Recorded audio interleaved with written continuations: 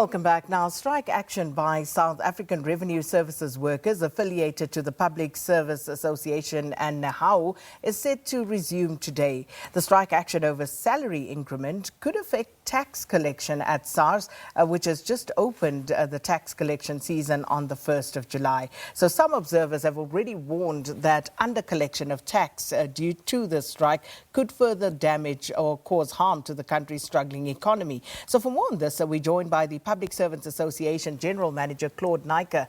Claude, thanks for your time. Welcome to Morning Live. A very good morning to you, Sakina. Claude, should the public be concerned, first of all, but maybe let's start by just getting a brief background as to what led to the unions at SARS opting to go on strike? Well, obviously, it's peak time for wage negotiations, and unions will place the demands with the employer. And we placed our demands as early as last year, and we commenced with negotiations very early this year itself. Negotiations was looking good at one stage, and then suddenly the employer withdrew from the offer that they initially tabled, which was 500 million. 430 million was used for an incentive, sort of a bonus for the revenue that employees had actually collected last year. And the other 70 million was to be utilized for a salary increase for this year itself. The employer, strangely enough, went ahead and paid the bonus for last year, and the 70 million tantamounts to just around 1.39% salary increase for this year. Now, we're looking at negotiations against a backdrop for the previous financial year where the employer hasn't paid fully the salary increases that was due to all SARS employees. There was a 3-year agreement in place. Like the broader public service, where they renegade on the collective agreement, SARS had done the same thing. They did not pay the full 6.6% salary increase. They just paid half the salary increase. So come this year, what is actually sitting on the table now is a 1.39% salary increase for the SARS employees, rather. So basically, SARS is reneging on the agreement that you have come to, is what you are saying. Well, basically, with the previous financial year, we had a 3-year agreement in place. They haven't paid that salary increase. This is a new financial year, new negotiations, and our demand was inflation plus 7%. We're nowhere close to that. We're not even remotely close to that. But we were prepared to negotiate with SARS, and we asked them to come up with a better offer than the 1.39% that they're currently on the table itself. We initially declared a dispute. We went back to the negotiating table in anticipation that we would come up with something more tangible than the 1.39%. Unfortunately, the employer is not even willing to engage us any further on this. You must understand is that SARS employees have been working tirelessly over the last financial year, and the revenue that they actually predicted and the revenue that they stated in the media has been fulfilled by these employees. So they've been working quite hard to actually try and collect this revenue, and they have done so and have exceeded the revenue target itself. And we thought it would be a good gesture that the employer would come back and say, listen, for your hard work that we would consider a salary increase something above the 1.39%, but unfortunately not prepared to budget all. We started negotiations again with them. We put a stop to our strike action. We went back to the negotiating table. We have been negotiating for the last 2.5 weeks, but we haven't come up with anything itself. And we set to resume our strike action come on the 12th of July. So what is the situation today, the 12th of July? How many workers would be participating in the strike action, and which category of workers will be taking part, Claude? We're looking at all the SARS workers that are part of the bargaining unit itself. That's quite a substantial amount of employees.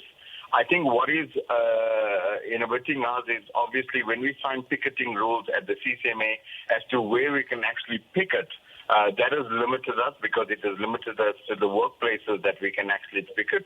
This has obviously been an agreement between us and the SARS and the CCMA. However, at those identified spots, we will be picketing, and then we will continue to intensify our efforts at the border posts as well. And during the latter part of the week, we'll be considering March in various major centers itself. So just for clarity on behalf of South Africans who may have to go to a SARS office today, will this be a full-blown stay away, or the pickets, will they be outside from time to time? How exactly will it unfold, Claude?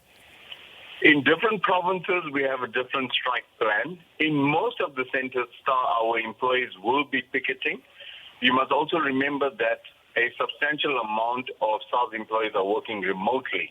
So they will be putting work or tools down. They will not be logging onto their computers. With the last strike or with the last picketing session, we realized that a substantial amount of services had been disrupted.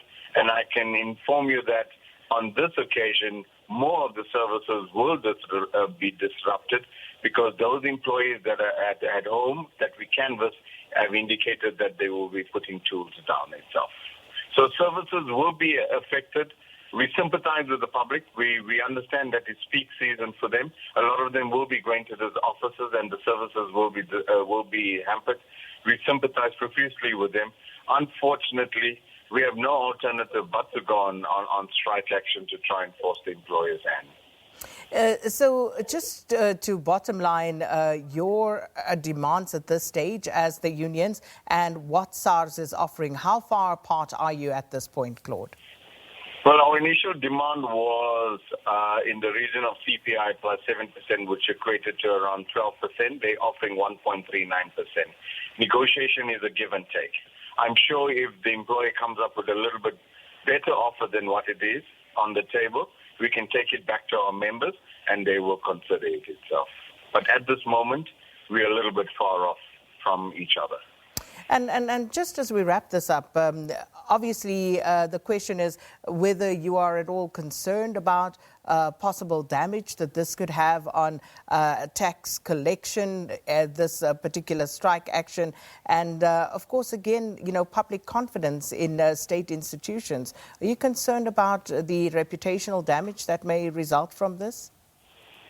Sakina, if you look at the broader public service as well, we're very concerned. But I think against the backdrop, we always seem to think that is a cliched statement where we say the maladministration, the corruption in the public service needs to be rooted out. We hear a lot of talk from the government, but nothing has been done on that side itself.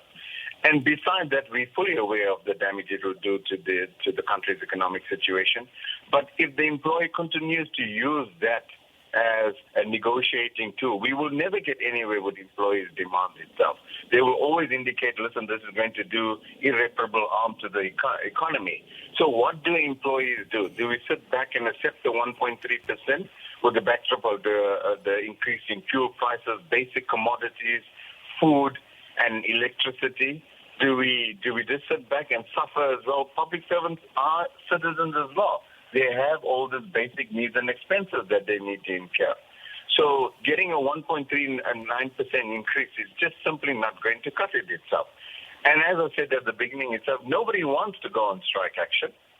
Nobody wants to see us going on the street and obviously cause this irreparable harm itself.